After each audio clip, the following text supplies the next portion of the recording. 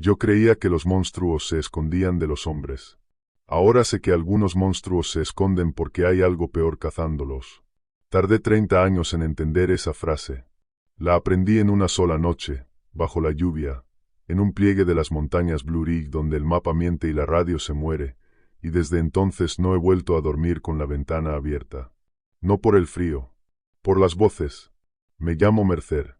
Fui guardabosques 31 años en la franja de bosque que cose la frontera entre Carolina del Norte y Tennessee, esa parte donde las crestas se amontonan como olas que se quedaron quietas y los valles son tan estrechos que el sol entra tarde y se va temprano. Conozco esos montes mejor de lo que conozco mi propia cara. Sé dónde el agua corre limpia y dónde se pudre. Sé qué senderos aguantan y cuáles se desmoronan bajo la primera tormenta. Sé leer una huella en el barro como otros leen un periódico. Y crecí oyendo las historias. Todos las oíamos. Mi abuelo había nacido en una de esas hondonadas que los de afuera llaman hollows, hondas y oscuras, donde la gente vivía con un pie en este siglo y otro en algo mucho más viejo. Él me contaba de los hombres altos cubiertos de pelo que cruzaban los caminos de noche. Me contaba del perro que caminaba en dos patas y miraba a los hombres con ojos que pensaban. Me contaba de las hondonadas donde no se debía cazar, de los árboles que no se debían talar, de las voces que llamaban tu nombre desde el bosque y a las que jamás, jamás, debías responder. Si el bosque te llama con la voz de tu madre, me decía, y sabes que tu madre está en casa, entonces eso que te llama no es tu madre. Y no te quiere para nada bueno. Yo le creía cuando era niño. Tenía 7 años y dormía con la cabeza bajo la manta. Pero los niños crecen, y yo crecí, y me hice un hombre que confiaba en lo que podía medir. Estudié biología de campo. Aprendí el comportamiento de los osos negros, de los pumas que oficialmente ya no existen en estas montañas, aunque yo he visto sus rastros, de los coyotes que se multiplicaron cuando matamos a los lobos. Aprendí que casi todo lo que asusta a la gente en el bosque tiene una explicación aburrida. Un oso parado sobre sus patas traseras para olfatear el viento se convierte, en boca de un excursionista asustado, en un hombre peludo de 2,5 metros. El grito de un zorro en celo es un alarido humano que hiela la sangre. La mente humana es una máquina de fabricar monstruos a partir de sombras. Así que me reía de las historias de mi abuelo. Con cariño, pero me reía. Las guardé en el mismo cajón donde uno guarda los cuentos de hadas y las supersticiones de los viejos. 30 años de carrera y nunca encontré nada que no pudiera nombrar. Hasta la noche en que Sara Vance entró en mi estación con barro hasta las rodillas y un teléfono temblándole en la mano. Era octubre, y octubre en las Blue Ridge es traicionero. De día el cielo puede ser de un azul limpio y frío, y de noche baja una niebla del color de la ceniza y la temperatura cae como una piedra. Había llovido 3 días seguidos. La clase de lluvia paciente y delgada que no hace ruido pero lo empapa todo, que convierte los senderos en arroyos y los arroyos en cosas furiosas. Yo estaba terminando el papeleo, solo en la estación, con una taza de café que ya se había enfriado, cuando oí el coche derrapar en la grava de afuera. Una puerta, pasos rápidos, torpes, y luego la puerta de la estación se abrió de golpe y el frío entró con ella. La mujer tendría unos 40 años. Llevaba una chaqueta de excursionista demasiado cara para estos montes, de las que compra la gente de ciudad que viene los fines de semana, y la llevaba empapada y manchada de barro. El pelo se le pegaba a la cara. Pero no fue su ropa lo que me hizo levantarme de la silla. Fue su cara. He visto muchas caras de miedo en mi vida. He sacado a gente de ríos crecidos y de barrancos. He visto el pánico. Lo que vi en aquella mujer era otra cosa. Era el rostro de alguien que ha mirado algo que su mente todavía no consigue ordenar, y que sabe, en algún lugar profundo, que nunca lo conseguirá. Necesito ayuda, dijo. Y luego, más bajo, como si le costara el aire, desaparecieron. Los 3. Mi marido, mi hijo, mi cuñado. Estaban pescando, desaparecieron. La senté. Le puse las manos alrededor de la taza de café frío solo para que tuviera algo que sostener, algo sólido. Le pedí que respirara. Saqué mi libreta, no porque la necesitara, sino porque a la gente asustada le tranquiliza ver que alguien toma notas, que sus palabras importan, que hay un procedimiento. El procedimiento es una especie de oración para los que no creemos en nada más. Se llamaba Sarah Vance. Su marido era Mark Vance, 42 años. Habían venido desde Raleigh para que Mark le enseñara a su hijo a pescar en las montañas, como su padre se lo había enseñado a él de niño. Con ellos venía David, el hermano menor de Mark, 38 años, soltero, el típico tío divertido que un chico de 14 adora. El chico se llamaba Leo. 14 años. Sarah me enseñó una foto en el teléfono antes de enseñarme nada más, y entiendo por qué. Quería que yo viera una cara, no un nombre en una libreta. Un chico flaco con una sonrisa demasiado grande para su cara, abrazado a un perro que no estaba en este viaje, con una camiseta de una banda que yo no conocía. Iban a Wolf Creek, dijo. A la rampa vieja, donde se mete el bote. Mark conoce el sitio. Iba allí de niño, con su padre. Decía que la pesca era mejor lejos de la gente. Se me cerró algo en el pecho cuando dijo Wolf Creek, y no quise que ella lo notara. Wolf Creek no es exactamente un sitio prohibido. No hay un cartel que lo diga. Pero es de esos lugares que los guardabosques viejos evitan sin decir por qué. El arroyo nace alto, en una grieta entre dos crestas, y baja serpenteando hasta un lago que casi nadie usa porque la carretera de tierra que llega hasta allí es lenta y mala y se inunda. Más allá del lago, el arroyo sigue hacia el interior, hacia un bosque que ningún sendero oficial recorre desde que yo trabajo aquí. Hubo un sendero, una vez. Lo cerraron antes de mi tiempo. Y hay un puente, un viejo puente de madera sobre el arroyo, río arriba, que ya no lleva a ninguna parte. La gente del lugar, los pocos que quedan, no hablan de Wolf Creek. Y cuando hablan, bajan la voz. Yo lo había puesto siempre en el cajón de las supersticiones. Mala carretera, mala fama, leyendas de borrachos. ¿Cuándo debían volver? Pregunté. Anteayer por la tarde. Mark no es así. Él me manda mensajes. Siempre. Le tembló el labio. Ayer por la mañana no tenía señal donde estábamos, en la cabaña que alquilamos, y pensé que estaban sin cobertura, que es normal allá arriba. Pero hoy bajé al pueblo y sacó el teléfono otra vez. Las manos no le obedecían bien. Hoy me llegaron sus mensajes, todos de golpe, cuando bajé y agarré señal. Lo entendí. En estos montes los mensajes a veces quedan atrapados en el aire durante horas, días, y caen todos juntos cuando el teléfono encuentra una torre. Yo lo había visto 1000 veces. Un fenómeno aburrido. Un retraso de la red. El último es de Leo, dijo Sarah. De mi hijo. Es de hace 2 noches. Léalo. Por favor, léalo. Dígame que es una broma de chiquillos. Dígame que es nada. Me pasó el teléfono. La pantalla estaba rajada en una esquina y manchada con la huella de su pulgar. Leí el mensaje. Lo leí 2 veces. Y lo leí una tercera, y a la tercera el café frío que tenía en el estómago se me volvió hielo.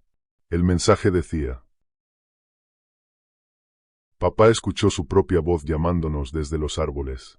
Me quedé mirando esas palabras más tiempo del que debía. Sarah lo notó. ¿Qué significa eso? Preguntó. ¿Qué quiso decir? Pensé que estaba asustado por algo tonto, un animal, un eco. Pero no deja de darme vueltas. Su propia voz. ¿Cómo va a oír Mark su propia voz? No le dije lo que pensé. No le dije que mi abuelo, muerto hacía 20 años, acababa de hablarme desde dentro del pecho con una voz tan clara como la lluvia en el tejado. Si el bosque te llama, y sabes que la persona está en casa, entonces eso que llama no es esa persona. No le dije que llevaba 30 años riéndome de ese viejo y que en ese instante hubiera dado lo que fuera por reírme una vez más. Le dije que íbamos a encontrarlos. Le dije que probablemente se habían quedado sin combustible en el bote, o que se les había hecho de noche y habían acampado, que las redes de telefonía allí eran un desastre, que el retraso de los mensajes lo demostraba. Le dije cosas verdaderas para no decirle la única cosa que sentía.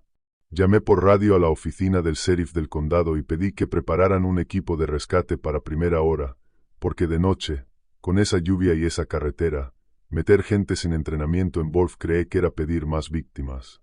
Pedí un helicóptero para el amanecer si el techo de nubes lo permitía. La voz al otro lado de la radio crepitó y dijo que harían lo que pudieran, que el tiempo estaba feo y que el helicóptero no saldría con esa niebla. Y luego hice lo que no debía hacer. Lo que el reglamento prohíbe. Le dije a Sara que se quedara en el pueblo, en el motel, junto al teléfono, por si ellos bajaban y agarraban señal. Y agarré mi rifle, mi linterna grande, mi radio, mi botiquín, y salí solo hacia Wolf Creek en plena noche. Me dije que era porque cada hora contaba, que un chico de 14 años podía estar herido, con frío, muriéndose mientras yo esperaba a que amaneciera. Eso era verdad. Pero también era otra cosa. Era que llevaba 30 años con una pregunta enterrada, y aquella noche sentí que el bosque, por fin, iba a contestarla. La carretera de tierra que baja a Wolf Creek tiene 11 kilómetros desde el último asfalto. 11 kilómetros que se tardan casi una hora cuando ha llovido. El barro agarra las ruedas. Las ramas bajas arañan el techo de la camioneta como dedos. Los faros solo alcanzan a iluminar la pared de lluvia. Más allá, una oscuridad que parecía tener peso, una oscuridad que se tragaba la luz en lugar de devolverla. Conduje despacio, con las dos manos en el volante, y encendí la radio para no oír el silencio. Música no había, claro. Tan adentro de los montes no hay emisoras. Solo el siseo blanco de la estática, ese ruido que se parece al mar, o a la lluvia, o a algo respirando muy lejos. Y mientras conducía, pensaba en Mark Vance. Pensaba en un hombre que conocía estos bosques de niño, que había vuelto para enseñarle a su hijo, que sabía pescar y montar una tienda y leer el cielo. No era un turista idiota. No era de los que se pierden por seguir una mariposa. Y sin embargo, algo había salido tan mal que su hijo de 14 años había tenido tiempo y miedo suficientes para escribir aquel mensaje y mandarlo al vacío, sin saber si llegaría. Papá escuchó su propia voz llamándonos desde los árboles. Le di vueltas como un perro a un hueso. La explicación racional era un eco. En los valles estrechos, un grito puede rebotar entre las paredes de roca y volver distorsionado. Un hombre podía gritar el nombre de su hijo y oír el eco un segundo después, en la confusión y la oscuridad, creer que era su propia voz de vuelta. Eso era posible. Eso era lo que un científico anotaría en su informe. Pero yo conocía esos valles. El eco no funciona así en Wolf Creek. El bosque allí es demasiado denso, demasiado húmedo. La maleza de rododendro, esos túneles de hojas duras y ramas retorcidas que cubren las laderas como una piel, traga el sonido. Allí dentro puedes gritar a pleno pulmón y tu propia voz te suena ahogada, muerta, sin eco ninguno, como gritar dentro de un armario lleno de abrigos. En Wolf cree que el bosque no devuelve las voces. Así que si Mark había oído su propia voz llamándolo desde los árboles, no era un eco. Era otra cosa, y esa cosa tenía su voz. La radio crepitó. Por un instante creí oír, dentro de la estática, algo parecido a una palabra. Subí el volumen. Escuché. Solo era el siseo. Bajé el volumen y seguí conduciendo y me dije que estaba cansado, que llevaba demasiadas horas despierto, que la mente cansada oye patrones donde solo hay ruido. Es verdad que la mente hace eso. Lo aprendí en un libro. Se llama pareidolia, la tendencia a encontrar caras en las nubes y voces en el viento. Un mecanismo antiguo, de cuando nuestros antepasados necesitaban distinguir al depredador escondido entre la hierba, y más valía equivocarse 1000 veces creyendo ver un tigre que equivocarse una sola sin verlo. Me aferré a esa palabra, pareidolia, como a un crucifijo. La repetí en mi cabeza. Funcionó durante un rato. Dejó de funcionar cuando llegué a la rampa del lago y vi la camioneta de Mark Vance. Era una Ford F-150 azul, aparcada de cualquier manera junto a la rampa de hormigón resquebrajado por donde se mete el bote al agua. Los faros de mi camioneta la iluminaron de costado.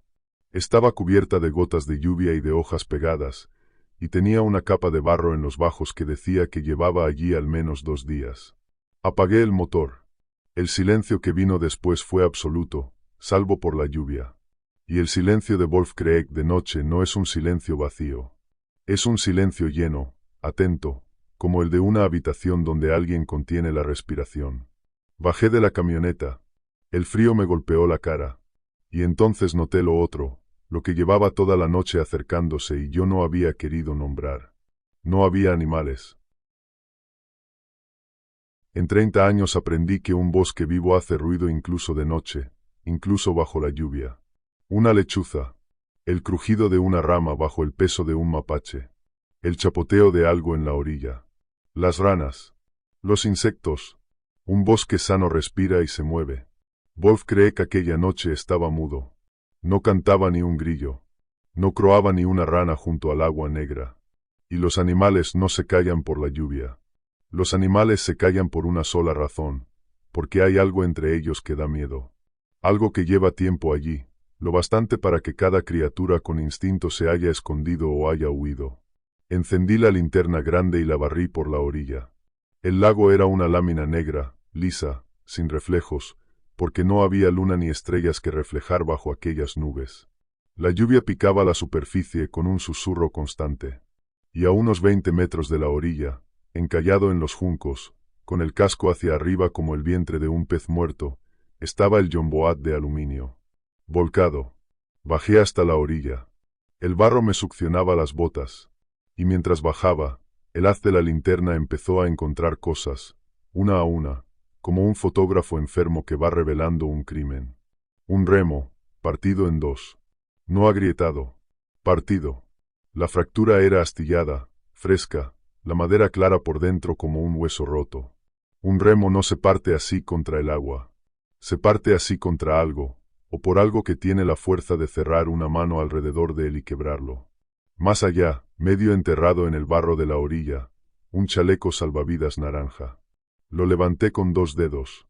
Estaba desgarrado. No por el roce ni por los años. Tenía 4 rasgaduras paralelas que lo atravesaban de lado a lado, la espuma del interior asomando como carne por una herida. 4 líneas. Las separé con los dedos, midiéndolas sin querer. Una mano humana no abre 4 surcos así. Un oso, tal vez. Las garras de un oso negro grande pueden hacer daño. Pero un oso no vuelca un bote de aluminio a 20 metros de la orilla, ni parte un remo, ni hace que un bosque entero se quede mudo de terror. Me dije, oso. Lo escribí en mi cabeza con letras grandes. Oso, probablemente herido, probablemente acorralado, comportamiento anómalo. Porque el reglamento tiene una casilla para osos y no tiene ninguna para lo que mi abuelo me contaba bajo la manta cuando yo tenía 7 años. Y entonces la linterna encontró las huellas. Estaban en la franja de barro entre la rampa y la línea de árboles, protegidas de la lluvia más fuerte por las ramas, lo bastante nítidas para durar 2 días. Me agaché sobre ellas con el corazón golpeándome las costillas, porque leer huellas es lo que mejor sé hacer en este mundo, y lo que aquel barro decía no tenía sentido. Eran huellas de algo que caminaba en 2 patas. No de oso. La huella de un oso, incluso de uno parado, deja la marca de toda la planta y de 5 dedos cortos y de garras chatas, y el peso se reparte de cierta manera que yo conozco de memoria. Esto era distinto. Esto era largo, estrecho en el talón y ancho en la parte delantera, con 4 dedos terminados en garra y una especie de espolón atrás. Tenía algo de pie de perro y algo de pie de hombre, y no era ninguno de los dos. Cada huella medía casi el doble que mi mano abierta. La distancia entre una huella y la siguiente era enorme, la zancada de algo muy alto, o de algo que iba muy deprisa. Y caminaba erguido. Las huellas iban en una sola línea, talón delante de talón, como camina una persona, no en las 2 hileras paralelas de un animal de 4 patas. Me quedé agachado bajo la lluvia, con el agua corriéndome por el cuello, mirando aquellas huellas, y por primera vez en 30 años no encontré ninguna palabra aburrida que ponerles. Mi formación me ofrecía explicaciones y yo las iba descartando una a una, y al fondo del descarte solo quedaba la palabra que mi abuelo nunca pronunciaba en voz alta, la que decía solo con los ojos. No la dije. Tenía miedo de decirla. Como si nombrarla la hiciera real, o peor, como si nombrarla la llamara. Seguí las huellas con la linterna. Subían desde la orilla, rodeaban un grupo de rocas, y junto a ellas, paralelo, había otro rastro. Un surco. Una franja de barro aplastado y hojas removidas, de medio metro de ancho, que se internaba en el bosque. La clase de marca que deja un cuerpo cuando lo arrastran. Y lo peor, lo que me secó la boca, fue ver cómo iban juntos los 2 rastros. La huella de 2 patas caminaba justo al lado del surco de arrastre. No detrás, empujando. Al lado. Como un hombre que pasea junto a algo que lleva agarrado del tobillo. Sin prisa. Como si lo que arrastraba aquel cuerpo no tuviera ningún miedo de ser visto, de ser oído, de ser seguido.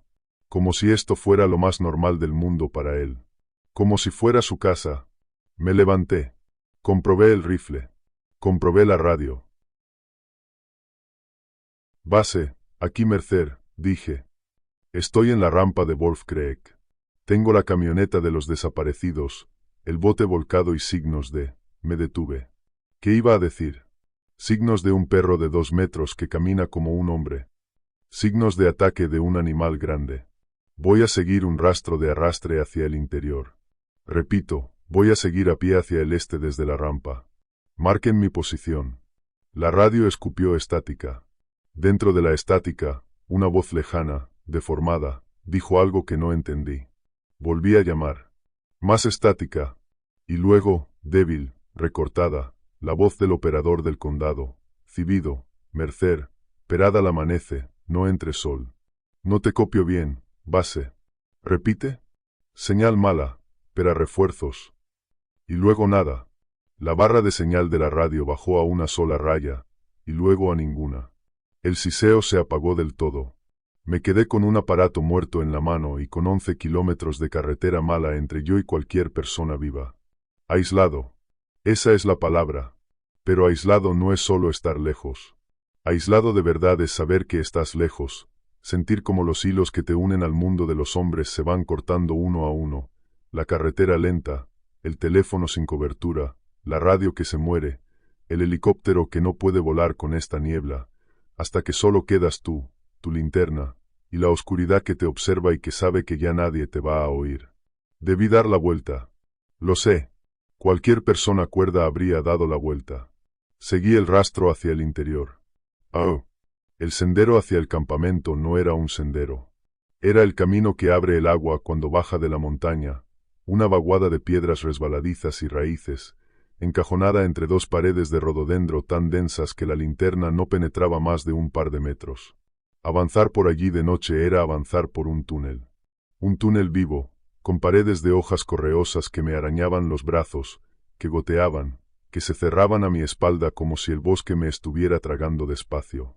El surco de arrastre subía delante de mí, terco, paralelo siempre a aquellas huellas de 2 patas. Lo seguí. Llevaría unos 20 minutos cuando la oí. La voz vino de mi derecha, de algún lugar entre el rododendro, ladera arriba, a unos metros. Fue baja, suave, casi amable. Dijo una sola palabra. Guardabosques. Me quedé de piedra. Apagué el instinto de gritar. El corazón me subió a la garganta y latió allí, atragantado. Apunté la linterna hacia el sonido. Hojas, ramas, oscuridad. Nada. Me dije a mí mismo, con una calma que no sentía, que podía ser un excursionista perdido. Que podía ser David, o Mark, herido, escondido, oyendo mis pasos y llamándome. Pero esa esperanza murió en cuanto la pensé, porque la palabra estaba mal. No estaba mal en el sentido en que está mal una palabra dicha por alguien con miedo. Estaba mal de otra manera, una manera que me costó identificar y que cuando la identifiqué me revolvió el estómago. No había aliento en ella. Cuando una persona habla, hay aire. Hay un cuerpo detrás de la voz, pulmones que se llenan y se vacían, una pequeña inhalación antes de la palabra, un temblor de cansancio o de frío o de miedo. La voz humana viene de carne y la carne deja huellas en el sonido. Aquella voz no tenía nada de eso. Era una palabra perfecta y hueca, como si alguien hubiera grabado mi título, Guardabosques, lo que la gente del lugar me grita desde lejos cuando me ven en el camino, y lo reprodujera en el aire sin un cuerpo detrás. Una palabra sin pulmones. Una imitación de la idea de una voz. ¿Quién anda ahí? Dije. La voz me salió firme, lo cual me sorprendió. Silencio.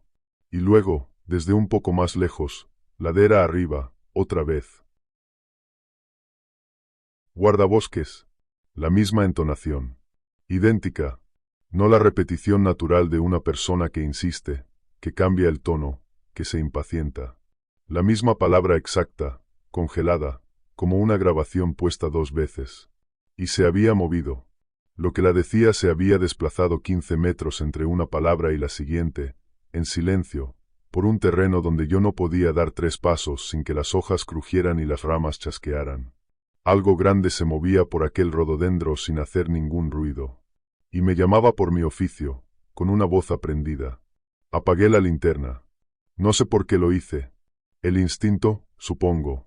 El mismo instinto que calla a los grillos. Una parte de mi cerebro, una parte mucho más antigua que mi diploma de biología, comprendió que la luz me señalaba, que mientras la linterna estuviera encendida yo era un faro en la oscuridad y aquello podía verme sin que yo lo viera a él. Me agaché contra la pared de rododendro, en la negrura total, y contuve la respiración, y escuché. Lluvia. Mi propio corazón. Y luego, muy cerca, demasiado cerca, a quizá 5 metros, un sonido nuevo. Olfateo. Una inhalación lenta, profunda, húmeda. El sonido de algo enorme oliendo el aire. Oliéndome a mí. Lo oí una vez, y otra, recorriendo el aire en mi dirección, y comprendí que me estaba buscando con la nariz porque había perdido mi luz. Y comprendí también que la lluvia, que tanto odiaba, era ahora mi aliada, porque la lluvia lava los olores, arrastra el rastro, confunde. Me quedé inmóvil en la oscuridad mientras aquella cosa me olfateaba. No sé cuánto tiempo. El tiempo se estira cuando la muerte está a 5 metros y respira. Pude oler yo también, entonces, lo que me había rozado la nariz al llegar a la orilla y que no había sabido nombrar, un hedor a perro mojado, denso, animal, mezclado con algo metálico y dulzón, el olor de la sangre vieja, de la moneda de cobre que se ha tenido demasiado tiempo en la mano. Olía a depredador y olía a muerte y las dos cosas venían del mismo sitio, de la misma boca que sabía decir mi nombre. Y entonces, tan despacio como había llegado, el olfateo se alejó. Las hojas no crujieron. No hubo pasos. Simplemente, la presencia se fue diluyendo, ladera arriba, hacia el interior, hacia donde subía el rastro de arrastre. Me dejó allí. ¿Por qué me dejó? Me lo he preguntado 1000 veces. Creo que no tenía hambre todavía. Creo que ya tenía a Mark. Creo que aquella noche solo estaba jugando, midiéndome, aprendiéndome, como un gato que ya tiene un ratón guardado y se entretiene con otro sin necesidad. O quizá, y esta es la idea que de verdad no me deja dormir, quizá yo le servía más vivo que muerto. Quizá necesitaba que yo siguiera. Quizá me estaba guiando. Encendí la linterna con la mano temblando. El haz iluminó el túnel vacío. Y seguí subiendo, porque el chico de 14 años seguía allá arriba en alguna parte, y porque ya no había vuelta atrás que tuviera sentido. El campamento estaba en un claro pequeño junto al arroyo, donde la ladera se aplanaba un poco y los árboles dejaban un hueco. Lo olí antes de verlo, la sangre, más fuerte ahora, y el olor a comida echada a perder. La linterna lo fue descubriendo pedazo a pedazo, y desearía no haberlo visto nunca. Habían sido 2 tiendas. Digo, habían sido, porque ya no eran tiendas. Eran jirones de nylon de colores chillones, azul y naranja, reventados desde dentro o desde fuera, los arcos de aluminio doblados y retorcidos como alambres, las cuerdas arrancadas con estaca y todo del suelo. Una de las tiendas estaba aplastada, como si algo muy pesado se hubiera dejado caer encima de ella.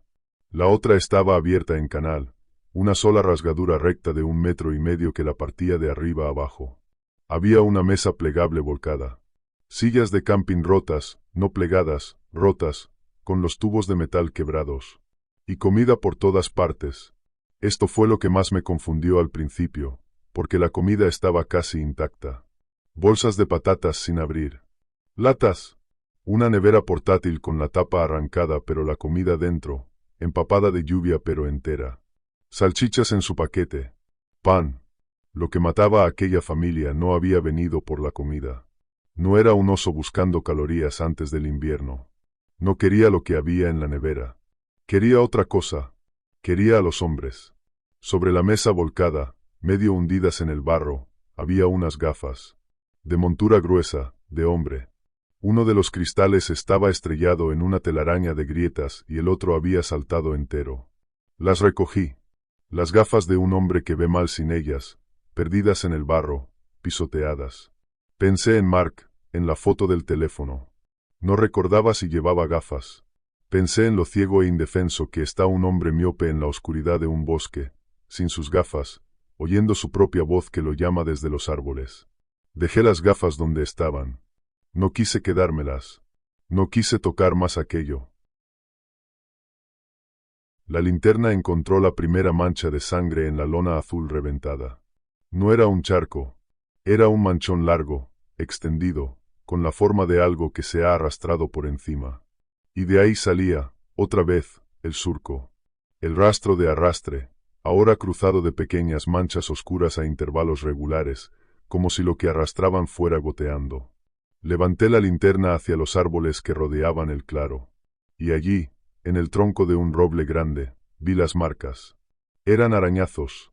4 líneas paralelas, profundas, que habían arrancado la corteza y dejado la madera viva al descubierto, ya oscurecida por la lluvia. Las mismas 4 líneas del chaleco salvavidas. Pero lo que me cerró la garganta no fueron los arañazos en sí. Fue su altura. Estaban a más de 3 metros del suelo. Más arriba de donde yo podía alcanzar de puntillas con el brazo estirado y la linterna en la mano. Un oso pardo grande, un grizzly, podría dejar marcas tan altas, pero en estas montañas no hay grizzlies, no los hay desde hace siglos, no los hay. Aquí solo hay osos negros, y un oso negro grande, de pie, llega a 2 metros, no más. Lo que había marcado aquel árbol o medía más de 3 metros, o había saltado, o se había estirado hacia arriba por puro placer, para dejar dicho lo alto que era, para dejar una firma. Y supe entonces, con una certeza fría que me bajó por la espalda, que aquellas marcas no eran un accidente del ataque. Eran un mensaje, como las huellas paralelas al cuerpo arrastrado. Aquella cosa marcaba su territorio para que lo leyéramos. Quería que lo supiéramos. Quería que tuviéramos miedo. El rastro de arrastre salía del claro por el lado del arroyo y se metía en el rododendro, hacia el interior, ladera arriba, siguiendo el agua. Iba a seguirlo. Y entonces la linterna, al barrer el suelo del campamento por última vez, encontró otra cosa, medio escondida bajo la lona aplastada de la primera tienda. Algo pequeño, rectangular, de plástico amarillo. Me agaché y lo saqué del barro. Era una libreta.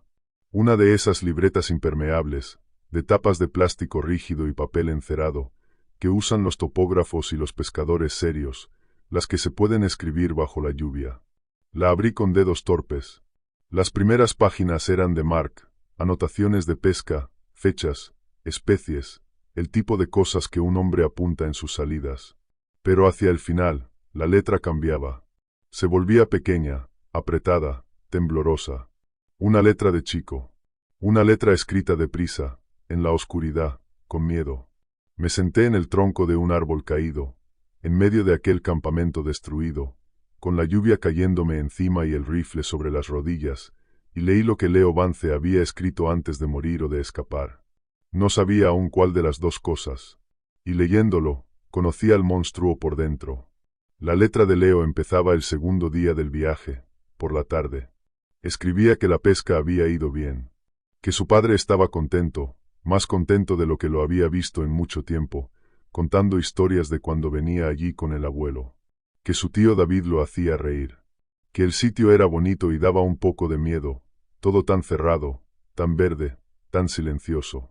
Escribía como escribe un chico de 14 años, con frases cortas y alguna falta, pero con una manera de mirar las cosas que me hizo quererlo sin haberlo conocido. Luego escribía sobre la primera noche, y la letra ya empezaba a temblar.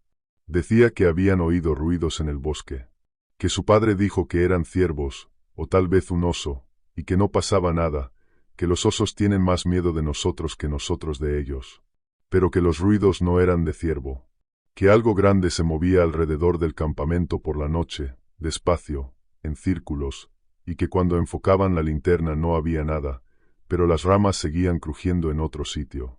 Decía que su tío David, que era el bromista, dejó de bromear esa noche, que se sentó junto al fuego con el hacha de cortar leña en la mano y no la soltó hasta el amanecer.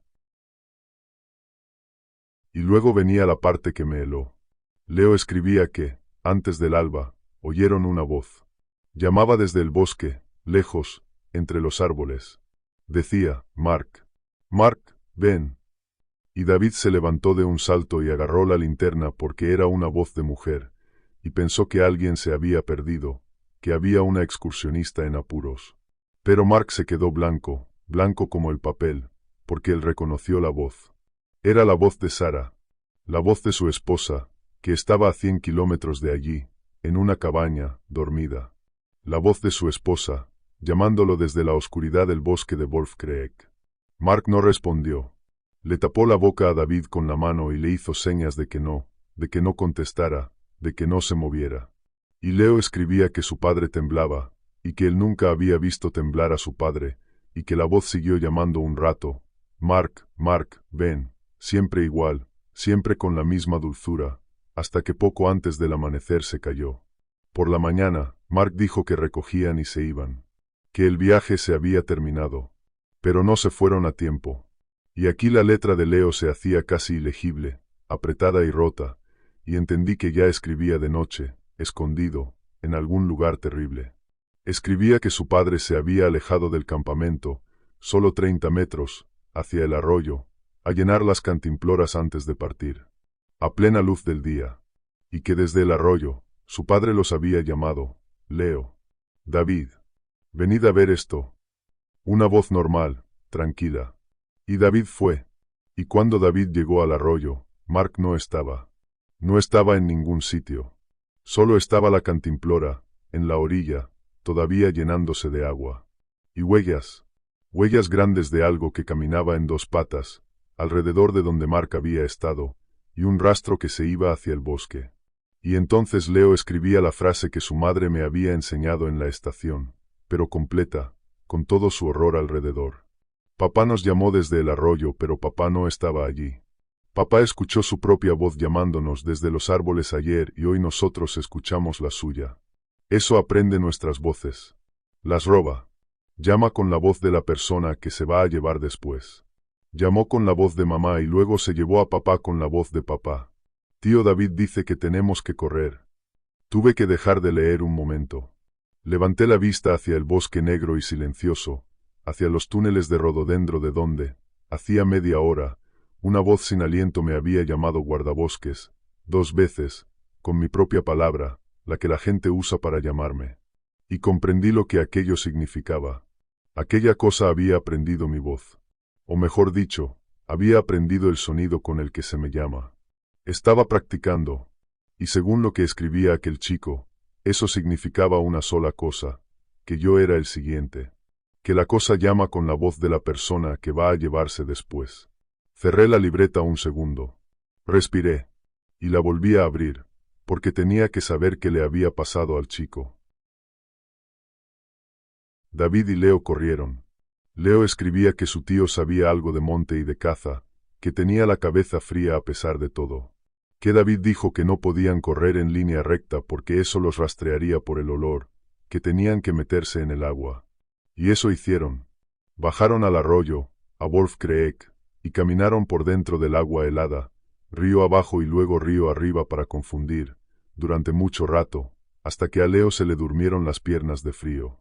El agua, escribía David, se lo había explicado, le quita a uno el olor. El agua corta el rastro. Mientras estuvieran en el arroyo, la cosa no podría seguirlos por la nariz. Pero la cosa no necesitaba la nariz todo el tiempo, porque mientras avanzaban por el agua, en la penumbra del atardecer, la oyeron en la orilla. Caminando a su paso, entre el rododendro de la ribera, una sombra grande que iba con ellos, sin meterse en el agua, esperando. Y de vez en cuando los llamaba. Ahora con la voz de Mark, Leo, hijo, vuelve, estoy aquí. Ahora con la voz de Sara, mi amor, ven con mamá. Probando voces como quien prueba llaves en una cerradura, buscando la que abriera, la que hiciera salir al chico del agua hacia la orilla. Leo escribía que se tapaba los oídos y que David le apretaba el hombro y le decía sin voz, solo moviendo los labios, no es él, no es ella, no salgas del agua. Y entonces, escribía Leo, llegaron al puente. Lo conocía. Yo sabía exactamente cuál era. El viejo puente de madera sobre Wolf-Creek, río arriba, el que ya no lleva a ningún sitio desde que cerraron el sendero. Una estructura de troncos y tablones renegridos por el tiempo, baja, cubierta de musgo, que cruza el arroyo donde éste se estrecha entre dos rocas. Lleva décadas pudriéndose. La gente del lugar no pasa por allí. Y Leo escribía que David, al verlo, dijo, debajo. Métete debajo. Si esa cosa salta de noche, no nos verá debajo del puente, y el agua sigue corriendo, nos tapa el olor. Se metieron debajo del puente. Es lo que cualquiera habría hecho. Acurrucarse en el hueco bajo los tablones, sobre las piedras húmedas, junto al agua negra, fuera de la vista, fuera del viento, fuera del rastro. Y allí, en la oscuridad, esperaron. Lo que sigue lo escribió Leo con una letra tan pequeña y tan temblorosa que tuve que acercar la libreta a la linterna para leerla. Y mientras la leía, sentía el frío de aquellas piedras como si yo mismo estuviera debajo del puente con ellos. Escribía que primero fue el olor. Antes de oírlo, antes de verlo, llegó el hedor. A perro mojado, a sangre vieja, a tierra removida. El mismo que yo conocía ya. Y luego el sonido de las pisadas sobre los tablones, justo encima de sus cabezas. Despacio. Pesadas. Una. Y otra. Madera vieja crujiendo bajo un peso enorme. La cosa había subido al puente. Estaba sobre ellos, separada por un palmo de tablones podridos. Y olfateaba. Leo escribía que oía el olfateo a través de la madera, ese sonido húmedo de inhalación que yo había oído en el túnel de rododendro, recorriendo las junturas entre los tablones, buscando. Que David le tapó la boca con la mano para que no respirara fuerte. Que el agua del arroyo, gracias a Dios, corría rápida justo allí y hacía ruido y se llevaba el olor. Pero que la cosa sabía que estaban cerca. Lo sabía. Y empezó a buscar el modo de llegar a ellos. Escribía que vio bajar una mano por el borde del puente. Una mano. Escribía esa palabra y luego la tachaba y escribía, garra. Y luego escribía, las dos cosas, alargada, de dedos demasiado largos, con la piel negra y agrietada y el pelo apelmazado, terminada en uñas curvas y amarillentas tan largas como cuchillos. La mano tanteó por el borde, por debajo, buscándolos en la oscuridad, abriéndose y cerrándose. Y Leo y David se apretaron contra la roca del fondo, en el rincón más estrecho, donde la mano no alcanzaba. Por un palmo, por menos de un palmo. Y luego bajó la cabeza. Por el lado del puente, colgando boca abajo, apareció el hocico. Leo escribía que era largo, de perro, de lobo, pero mal, con los labios negros retraídos sobre unos dientes amarillos demasiado grandes, y que de él salía aquel olfateo y un sonido grave, un gruñido bajo, constante, como un motor. Que vio un ojo, un solo ojo, porque la cabeza estaba ladeada, y que el ojo brilló en la oscuridad con un reflejo verdoso y que se movía, buscaba, y que por un instante, Leo escribía esto y la letra casi desaparecía, por un instante el ojo se posó justo en ellos, en la negrura, y los vio. Y entonces pasó lo que Leo no entendía, y lo que yo tardé toda la noche en empezar a comprender. La cosa, escribía Leo, se quedó muy quieta. El gruñido se cortó. El ojo dejó de buscar. Y la cabeza, en lugar de meterse más, de estirarse hacia ellos para alcanzarlos, porque ya los había visto, ya sabía dónde estaban, le faltaba solo un esfuerzo, la cabeza se retiró. Despacio. Y Leo escribía que oyó a la cosa hacer un ruido que nunca había oído hacer a ningún animal. Un ruido entre un gemido y un gruñido. Un ruido de miedo. La cosa que cazaba con voces robadas, que partía remos y arrancaba cortezas a 3 metros de altura, que había arrastrado a su padre hacia el bosque sin prisa ninguna, aquella cosa, agachada sobre el puente con su presa a un palmo, de pronto tuvo miedo. Y huyó. Leo escribía que las pisadas se alejaron rápido, ya sin sigilo, los tablones retumbando, y luego el chapoteo torpe de algo cruzando el arroyo a la carrera, y después el silencio. Que esperaron mucho rato, sin moverse, sin creérselo, y que cuando por fin se atrevieron a encender la pequeña linterna de llavero de David, tapándola casi entera con los dedos para que apenas saliera un hilo de luz, vieron porque la cosa había tenido miedo. Vieron lo que había debajo del puente con ellos. Leo lo describía mal, a trozos, porque era un chico aterrorizado escribiendo en la oscuridad y porque, creo yo, su mente se negaba a ordenar lo que sus ojos veían. Pero entre sus frases rotas fui armando la imagen, y esa imagen es la que de verdad cambió todo lo que yo creía saber sobre aquellos montes. En las vigas de debajo del puente, en la cara interior de la madera que nadie ve nunca, había símbolos tallados. Negros, decía Leo. Negros de viejos. Hundidos en la madera con algo afilado. Hacía mucho, muchísimo tiempo, tanto que la madera había crecido alrededor de los cortes y los había engrosado como cicatrices. Líneas, ángulos, formas que no eran letras de ningún alfabeto que él conociera ni yo conozca. Símbolos hechos para decir algo, para advertir de algo, en un idioma que no es de personas.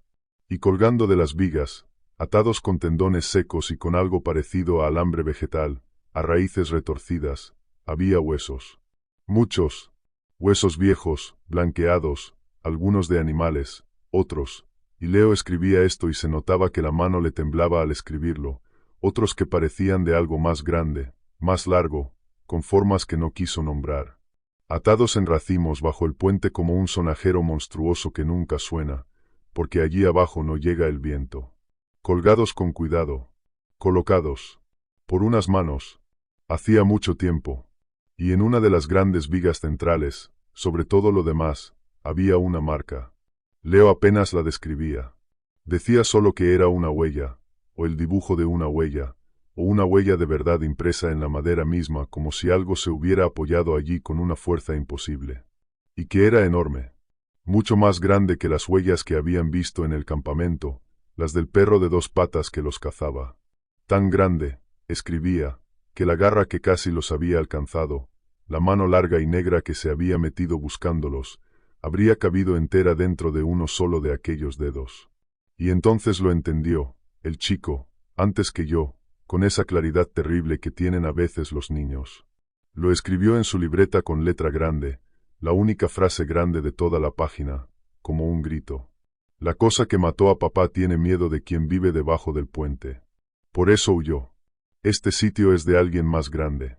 Y esa cosa lo sabe. Las últimas páginas de la libreta eran breves. Leo escribía que él y David se quedaron debajo del puente toda la noche, sin dormir, entre los huesos y los símbolos, y que fue el lugar más seguro y más espantoso del mundo a la vez, porque sabían que el perro de dos patas no se atrevería a volver allí, pero que estaban durmiendo en la despensa de algo aún peor, algo que de momento no estaba en casa, que al amanecer decidieron salir, que tenían que salir, porque no podían quedarse para siempre en aquel sitio, y porque, escribía David, si esto es de algo, y ese algo vuelve, no quiero estar aquí cuando llegue. Y aquí venía el detalle que me hizo cerrar los ojos de puro respeto por aquel chico y aquel hombre. David, escribía Leo, dijo que no podían dejar un rastro nuevo, porque el perro de dos patas estaría rondando fuera de los límites del puente, esperándolos. Así que salieron de espaldas, pisando exactamente sobre sus propias huellas del día anterior, las que habían dejado al llegar, una a una, hacia atrás, alejándose del puente por el mismo camino por el que habían venido, para que pareciera que solo habían entrado y nunca habían salido, para confundir a la nariz que los buscaba.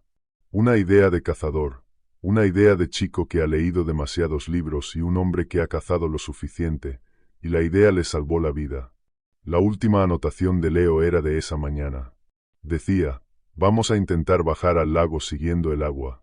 Si alguien lee esto, mi papá se llama Mark Vance. Se lo llevó hacia el norte, hacia arriba, lo arrastró. Por favor búsquenlo. Por favor no usen sus voces para llamarnos a David y a mí. Si nos oyen llamar desde el bosque con nuestra voz, no es la nuestra. Corran. Y ya no había más. Cerré la libreta. Me la guardé en el bolsillo de dentro de la chaqueta, contra el pecho, como si pudiera protegerla, o protegerme. Y me quedé sentado en aquel tronco un minuto entero, en medio del campamento muerto, bajo la lluvia, intentando recomponer el mundo. Porque el chico y su tío habían salido del puente con vida, hacia el lago, río abajo. Eso quería decir que tal vez seguían vivos, escondidos en alguna parte entre el puente y la orilla. Y quería decir que el rastro que yo había seguido desde la rampa, el surco de arrastre con las huellas al lado, no era el de Leo ni el de David. Era el de Mark. La cosa había arrastrado a Mark hacia el norte, hacia arriba, hacia el interior. Y allí seguía el rastro, subiendo desde el campamento junto al arroyo, hacia las crestas, hacia donde aquel ser tenía su casa. Tenía dos caminos: bajar hacia el lago a buscar a los vivos, o subir hacia las montañas a buscar al que se habían llevado. La cordura decía: baja, busca a los que pueden estar vivos, no persigas a un muerto hacia la guarida del monstruo. Pero Leo, en su libreta, había escrito una palabra que no me dejaba bajar. Había escrito: por favor búsquenlo. Y por algún motivo que no sé explicar del todo, mientras estaba sentado en aquel tronco helado, sentí que Mark Vance todavía respiraba. Lo sentí como se siente el cambio del tiempo en una vieja fractura. La cosa lo había arrastrado vivo. No comía la comida de la nevera. No mataba por hambre rápida. Coleccionaba. Y una criatura que arrastra a su presa con cuidado, sin prisa, hacia su guarida, a veces la guarda. La guarda para después. Subí. El rastro de Mark subía paralelo a Wolf Creek durante un trecho y luego se desviaba de él, internándose en una vaguada lateral, más estrecha, más oscura, más alta. El surco de arrastre era ahora más tenue, lavado por 2 días de lluvia, pero las manchas de sangre persistían, oscuras estrellas en el barro y en las hojas, marcando el camino. Y junto a ellas, siempre, las huellas de 2 patas. Subiendo. Hacia su casa. La pendiente se hizo brutal. Trepé agarrándome a las raíces, con el rifle a la espalda y la linterna entre los dientes, resbalando en el barro, con la respiración ardiéndome en el pecho. El rododendro se cerró por completo sobre mí. Durante largos tramos avancé a 4 patas por túneles vegetales tan bajos que el techo de hojas me rozaba la espalda, túneles que algo mucho más grande que yo había abierto a la fuerza, porque las ramas estaban quebradas hacia adentro a la altura de un cuerpo enorme. Y mientras subía, la cordura empezó a abandonarme. Lo digo sin vergüenza, porque es la verdad, y porque si esta historia ha de servir de algo a quien la oiga, tiene que ser verdad. Llevaba toda la noche despierto. Había leído la libreta de un chico muerto o perdido. Había oído mi propia palabra dicha por una boca sin aliento. Y allí, trepando a oscuras por aquellos túneles, empecé a dudar de todo. Empecé a dudar de mi formación. 30 años de biología, de comportamiento animal, de explicaciones razonables, y nada de aquello tenía una casilla, un cajón, una palabra de la ciencia. Empecé a dudar de mi memoria. ¿De verdad las marcas del roble estaban a 3 metros, o las había agrandado el miedo? ¿De verdad la voz no tenía aliento, o me lo había inventado? Empecé a dudar de mis sentidos.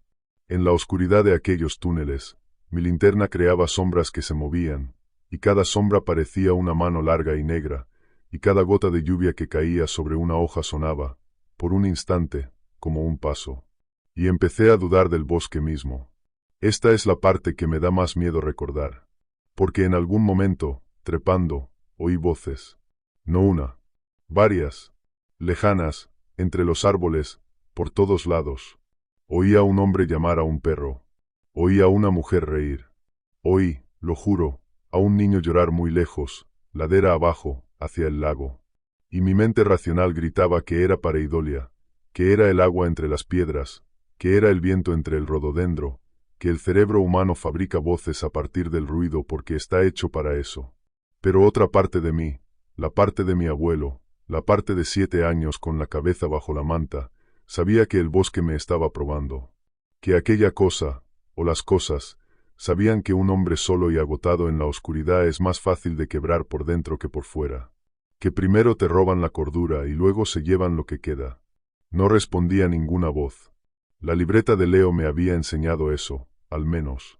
Si los oyen llamar desde el bosque, no es la nuestra. Corran. No corrí. Pero no respondí. Apreté los dientes sobre el mango de la linterna y seguí subiendo, repitiéndome en silencio el nombre de Mark Vance, como un ancla, como una oración. Mark Vance. Mark Vance. Sigo subiendo por Mark Vance. Y entonces, en lo más alto de la vaguada, donde la pared de roca se levantaba casi vertical entre los árboles, el olor cambió. Al hedor a perro mojado y a sangre se le sumó algo más viejo. Un olor a guarida. A excremento y a podredumbre y a hueso. A muchos años de muerte acumulada en un solo lugar. La clase de olor que sale de un sitio donde algo ha vivido y matado y dormido sobre los restos de lo que mataba durante muchísimo tiempo. Lo seguí. Las huellas y la sangre me llevaron hasta la base de la pared de roca, hasta una grieta oscura medio oculta tras una cortina de rododendro y de raíces colgantes. Una cueva. La boca era estrecha, más alta que ancha, una herida vertical en la piedra de la que manaba aquel hedor como el aliento de algo dormido. Las huellas entraban. La sangre entraba. Apagué la linterna un momento y escuché con todo mi cuerpo. Ningún sonido salía de la cueva salvo el goteo del agua. Ningún olfateo. Ningún gruñido. La cosa, recé, estaría fuera, cazando, rondando, lejos. Volví a encender la linterna. Saqué el rifle. Y entré.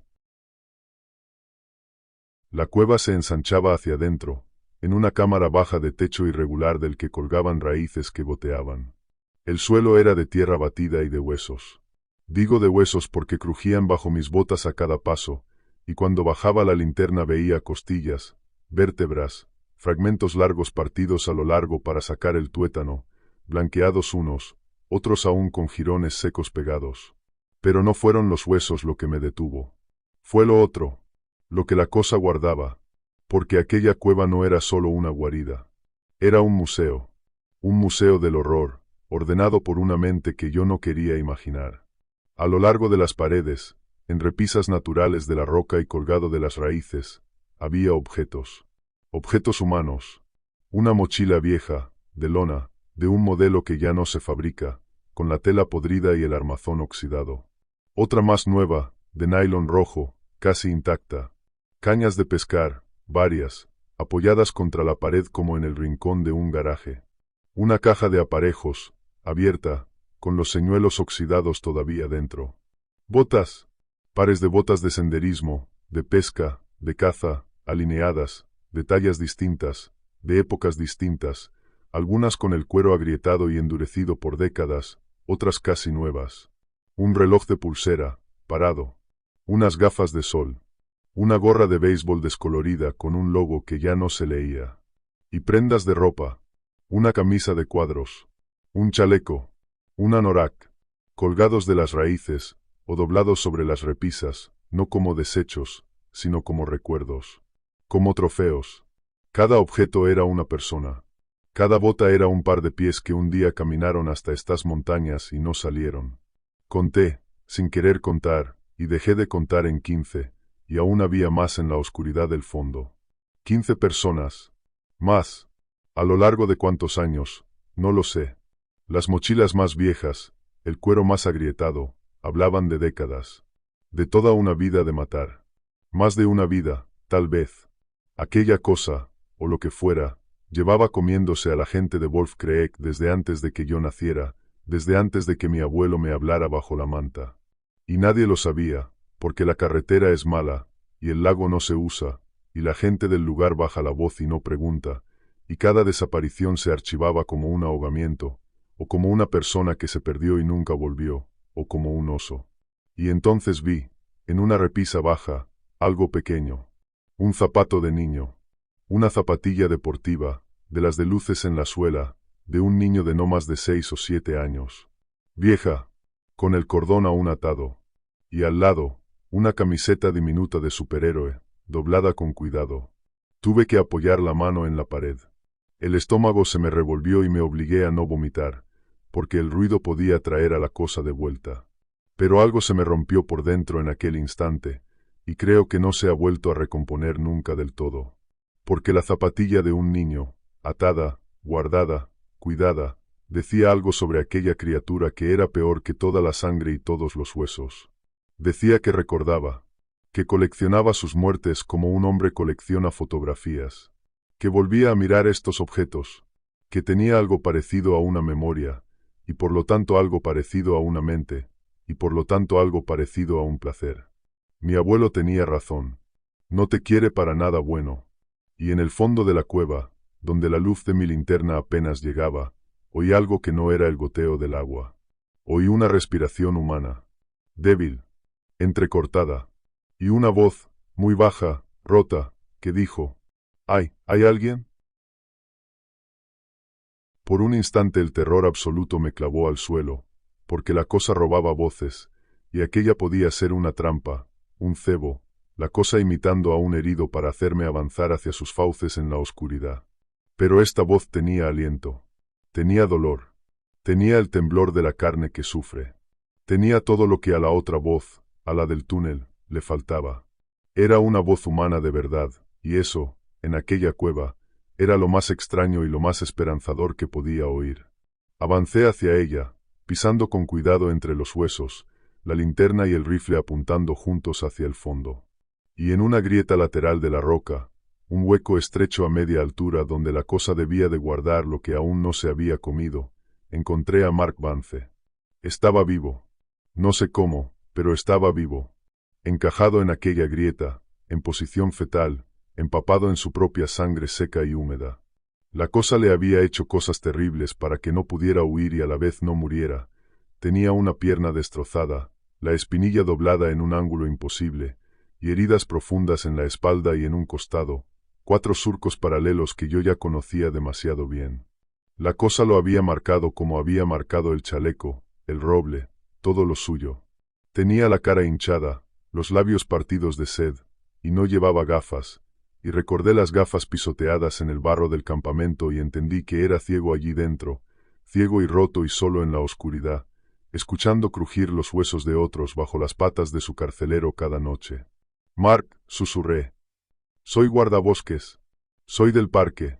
Vengo a sacarte. No grites. Por lo que más quieras, no grites. Lloró. Sin ruido, apretando los dientes, le cayeron las lágrimas por la cara sucia. Asintió. E hizo lo más valiente que he visto hacer a un hombre, tragarse el dolor y el alivio y el horror para no hacer un solo ruido que lo trajera de vuelta. Leo, jadeó. Mi hijo. David. ¿Están? Escaparon, le dije, y recé que fuera verdad. Tu hijo es muy listo, Mark. Escaparon hacia el lago. Te están buscando. Vamos a salir todos de aquí. Le di agua de mi cantimplora, a sorbos pequeños. Evalué sus heridas a la luz de la linterna con las manos que de pronto recordaban todos los cursos de primeros auxilios que había hecho en mi vida. La pierna era mala, muy mala, pero las heridas del costado, aunque profundas, no parecían haber tocado nada que lo matara de inmediato. Llevaba 2 días sobreviviendo a base de pura voluntad y de la suerte terrible de que su captor no tuviera hambre todavía. Tenía que sacarlo de allí. Tenía que cargarlo cuesta abajo, por aquellos túneles imposibles, hasta el lago, en la oscuridad, con un monstruo rondando. La idea era una locura, pero quedarse era la muerte. Le improvisé una férula en la pierna con una rama recta y las correas de mi mochila. Le tapé las heridas del costado lo mejor que pude con el botiquín. Trabajé rápido, en silencio, susurrándole que aguantara, que ya casi estábamos, mintiéndole con la misma piedad con la que había mentido a Sara en la estación. Y cuando lo tuve listo, cuando me lo eché al hombro con un brazo y empuñé el rifle con el otro y di el primer paso hacia la boca de la cueva, hacia la lluvia y la noche y la libertad, la cosa volvió a casa. Lo supe por el olor antes que por el sonido. El hedor a perro mojado entró en la cueva de golpe, como una marea, más fuerte que nunca, y la boca de la cueva, que era un rectángulo gris de noche lluviosa, se oscureció. Se oscureció porque algo la llenaba. Levanté la linterna, y por primera vez en aquella noche eterna, lo vi entero.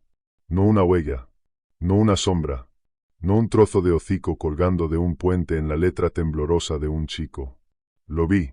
Estaba agachado en la boca de la cueva, porque era demasiado alto para entrar erguido, y aún agachado llenaba el hueco. La piel era negra y agrietada bajo un pelaje apelmazado, ralo a trechos, espeso en otros, pegado por la lluvia. La cabeza era de perro, de lobo, pero deforme, el cráneo demasiado grande, la mandíbula demasiado larga, los dientes amarillos asomando entre labios negros retraídos en un gruñido que hacía vibrar el aire de la cueva. Los brazos eran largos, larguísimos, terminados en aquellas manos de dedos imposibles y uñas como cuchillos, y las piernas se doblaban hacia atrás, como las de un perro, pero sostenían un cuerpo erguido, un torso de pesadilla, ancho, encorvado.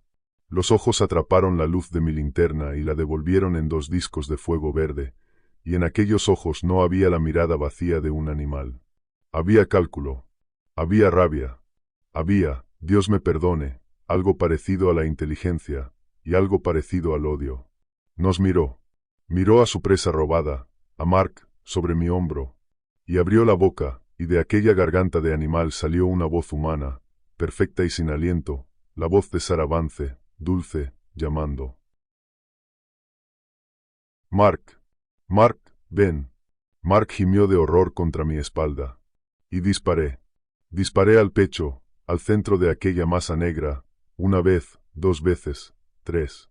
El estruendo del rifle en la cueva cerrada fue como el fin del mundo, un golpe físico que me reventó los oídos. La cosa rugió, un rugido de verdad, esta vez, no una voz robada sino su propia voz, un sonido grave y desgarrado que no he vuelto a oír ni en sueños, y se abalanzó. Lo que siguió fue caos. Es difícil de contar porque lo viví en fragmentos, en relámpagos de linterna y oscuridad. Recuerdo el peso de aquella cosa cayendo sobre nosotros, el hedor llenándome la boca, una garra que me abrió el hombro como si la chaqueta y la carne fueran de papel. Recuerdo caer, soltar a Mark, rodar sobre los huesos. Recuerdo disparar otra vez, casi a quemarropa, y ver cómo la cosa retrocedía con un aullido, sangrando, una sangre oscura que casi parecía negra a la luz de la linterna que rodaba por el suelo. Recuerdo que no se moría. Le había metido 4 o 5 balas de rifle en el cuerpo y no se moría. Seguía moviéndose, seguía atacando, como si la muerte fuera para él una sugerencia y no una orden. Recuerdo sus dientes cerrándose a un palmo de mi cara, el aliento caliente y pútrido, la baba. Recuerdo meter el cañón del rifle entre sus fauces y apretar el gatillo. Recuerdo el chasquido de la recámara vacía, sin balas. Y recuerdo que, en ese instante, cuando ya me daba por muerto, la cosa vaciló. No sé si fueron las heridas. Le sangraban el pecho y el cuello y aquella sangre negra le corría por el pelaje y goteaba sobre mí. No sé si fue el dolor. Tal vez una de mis balas le había tocado algo vital después de todo, y la muerte, lenta, empezaba por fin a obedecer. La cosa se tambaleó, retrocedió hacia la boca de la cueva, sacudiendo la enorme cabeza, y resbaló. El suelo de la entrada era de roca lisa y de barro y de lluvia, y aquellas patas traseras de perro, debilitadas, resbalaron sobre la piedra mojada, justo en el borde, donde la cueva se asomaba a la pared vertical por la que yo había trepado.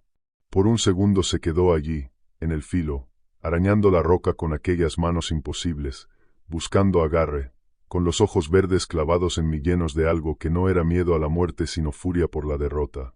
Y cayó. No gritó, no aulló. Simplemente desapareció hacia atrás, hacia la oscuridad y la lluvia, y oí, tardíamente, segundos después, el ruido de un cuerpo grande golpeando rocas muy abajo, una vez, 2, y luego el silencio espeso y atento de Wolf Creek, y la lluvia. Me quedé tirado en el suelo de la cueva, entre los huesos, sangrando por el hombro, sordo por los disparos, temblando de los pies a la cabeza. Junto a mí, Mark Vance respiraba en jadeos cortos y susurraba, una y otra vez, el nombre de su hijo. La linterna seguía encendida en el suelo, iluminando de lado el zapatito de niño en su repisa, atado, esperando. No voy a alargar la parte del rescate, porque comparada con lo demás fue casi piadosamente normal, y porque hay cosas que un hombre cuenta y cosas que prefiere callar. Saqué a Mark de aquella cueva. No sé cómo. Lo cargué y lo arrastré y lo bajé por aquellos túneles de rododendro en la oscuridad, parándome cada pocos metros, hablándole para que no perdiera el conocimiento, mirando hacia atrás a cada paso, esperando ver 2 ojos verdes en la negrura. No los vi. Bajamos toda la noche. Hacia el amanecer, agotado, con el hombro ardiendo, llegué a una cresta donde por un milagro la radio encontró un hilo de señal, y conseguí gritar mi posición y la palabra, herido, y la palabra, vivo, antes de que volviera a morirse. El equipo de rescate del condado entró al amanecer, cuando la niebla por fin levantó lo suficiente para que el helicóptero pudiera volar. Nos encontraron a Mark y a mí a media ladera. Y entonces llegó la única buena noticia de toda aquella historia, la que me sostiene cuando todo lo demás me hunde. Encontraron a Leo y a David vivos. Los hallaron a la orilla del lago, escondidos entre las rocas y los juncos cerca de la rampa, justo como había escrito Leo, helados, deshidratados, en estado de shock, pero vivos. Habían pasado 2 noches a la intemperie después de salir del puente, demasiado aterrorizados para moverse de día, demasiado listos para encender fuego. Cuando los rescatistas se acercaron, David casi los ataca con una piedra, porque al principio creyó que las voces que los llamaban eran otra trampa. Tardaron en convencerlo de que eran hombres de verdad. El chico, me contaron, no soltó la mano de su tío en el helicóptero. No dijo una palabra hasta que vio a su madre. Sarah Vance recuperó a su hijo, a su marido y a su cuñado. Los 3 sobrevivieron. En el mundo en que yo trabajo, donde casi todas las historias de Wolf Creek terminan con un nombre tachado en un expediente, eso es un milagro que no me canso de agradecer. Mark pasó meses en hospitales.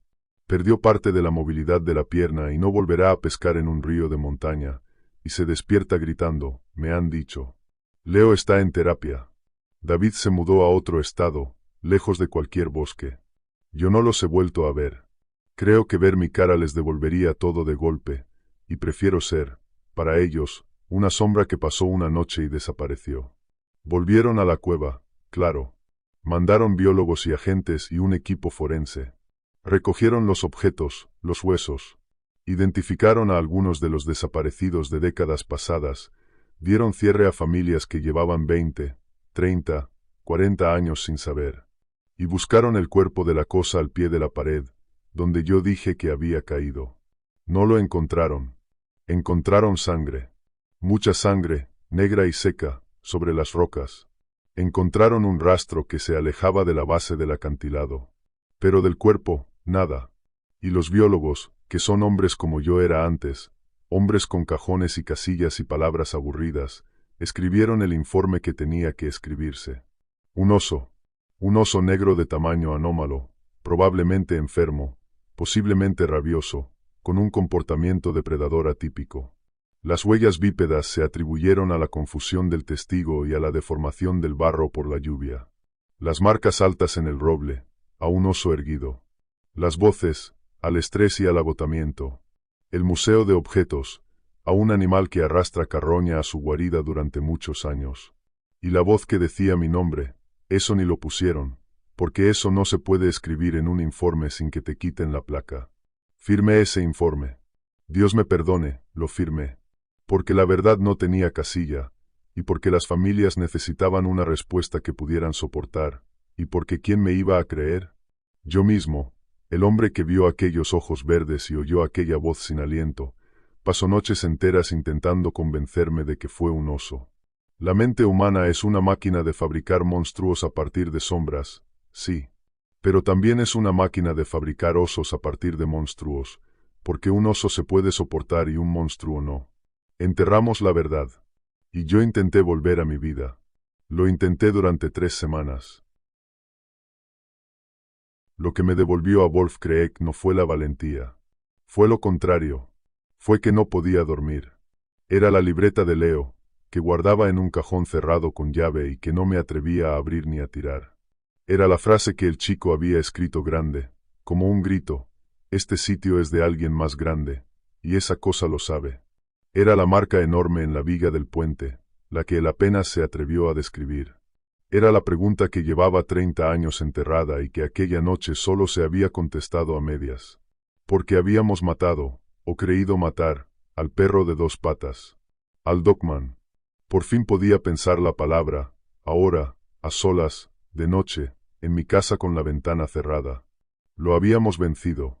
El monstruo de mi abuelo era real y yo le había metido 5 balas en el cuerpo y lo había visto caer por un acantilado. Debería haber sentido alivio. Cierre. Victoria. Pero no podía dejar de pensar en el puente. En porque la cosa más temible que yo había visto jamás, con su presa a un palmo, había sentido miedo y había huido de aquel sitio. En quien tallaba símbolos en idiomas que no son de personas. En quien ataba huesos bajo un puente que no lleva a ningún sitio. En de quién era aquella huella imposible, más grande que el Dogman entero, impresa en la madera como si algo se hubiera apoyado allí con el peso de una montaña. El Dogman no era el dueño de Wolf Creek. El Dogman le tenía miedo a algo. Y yo había firmado un informe que decía, oso, y había mandado a la gente a recoger trofeos de la guarida de un depredador, y todo ese tiempo, debajo de un viejo puente de madera, colgaba la firma de algo que el propio Dogman no se atrevía a desafiar. Algo más viejo, algo más alto en el orden de aquel bosque. Y nadie había ido a mirar. Tenía que verlo con mis propios ojos. Una vez, a la luz del día, sin la fiebre del miedo de aquella noche. Tenía que saber si la marca en la viga era de verdad, o si, como me repetía a mí mismo, había sido el delirio de un chico aterrorizado escribiendo en la oscuridad. Así que una mañana gris de noviembre, sin decírselo a nadie, sin radio que sirviera y sin que importara, conduje los 11 kilómetros de carretera mala hasta la rampa de Wolf Creek. Aparqué donde había estado la F-150 azul de Mark, que ya se habían llevado. Y caminé, esta vez de día, río arriba, siguiendo el arroyo, hacia el viejo puente. Había dejado de llover por fin, pero el bosque seguía empapado, goteante, y la niebla colgaba entre los troncos como humo. Los animales seguían callados. 3 semanas después, con el Dogman muerto, el bosque de Wolf Creek seguía mudo. Eso, ahora que lo pienso, debió bastarme como respuesta. Pero seguí. Llegué al puente hacia el mediodía. Allí estaba, bajo y renegrido, cubierto de musgo, cruzando el arroyo entre las dos rocas, igual que en la libreta de Leo. El agua corría rápida y oscura por debajo. Me detuve en la orilla un buen rato, escuchando, antes de acercarme. Y luego bajé a la ribera, y me agaché, y me metí en el hueco bajo los tablones, donde un chico de 14 años y su tío habían pasado la noche más larga de sus vidas. Encendí la linterna y la levanté hacia las vigas. Los símbolos estaban allí. Negros, hundidos, antiquísimos, la madera crecida alrededor de los cortes. No eran el delirio de nadie. Eran reales, tallados por una mano paciente en un idioma que me erizó la piel solo de mirarlo. Los huesos estaban allí, colgando de las vigas, atados con tendones y raíces, blanqueados, callados. Y en la viga central, sobre todo lo demás, estaba la marca, la huella, enorme, más grande que cualquier cosa que pudiera dejar el Dogman, más grande de lo que mi mente quería aceptar, hundida en la madera dura como si algo de un peso imposible se hubiera apoyado allí en el origen del tiempo.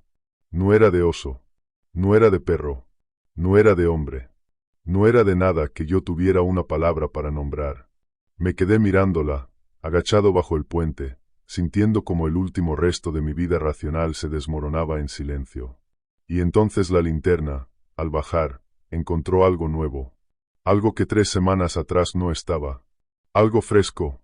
En el barro de la orilla del arroyo, justo al lado del puente, había una huella. Estaba impresa profundamente en el lodo, nítida, reciente, de no más de un día o 2. Y era la misma que la de la viga. La huella enorme. No canina. No de oso. No humana.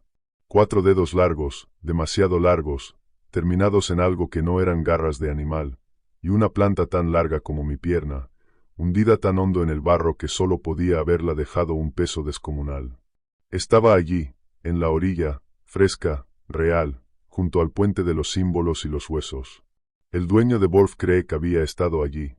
Hacía poco, caminando junto a su frontera, y siguiendo aquella huella con la linterna temblorosa, vi el rastro.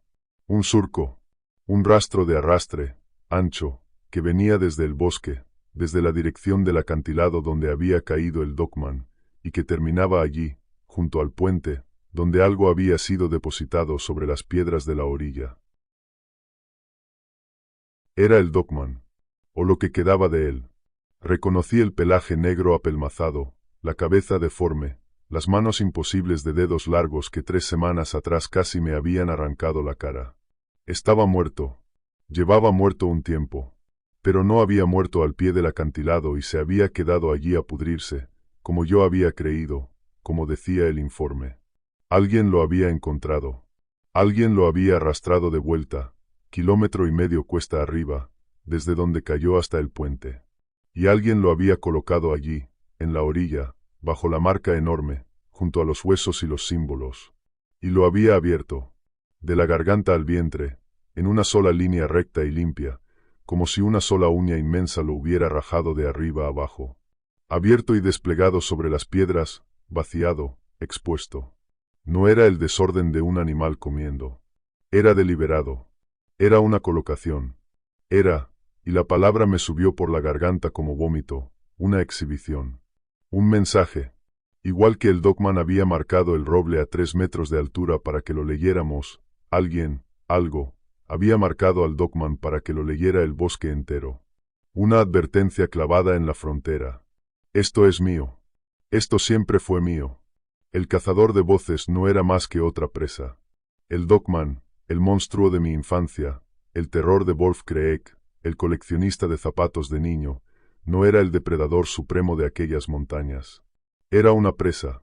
Había vivido aterrorizado, atrapado dentro de reglas más viejas que él, dentro del territorio de algo que lo superaba como él me superaba a mí. Y cuando murió, cuando yo lo herí y cayó, ese algo lo reclamó.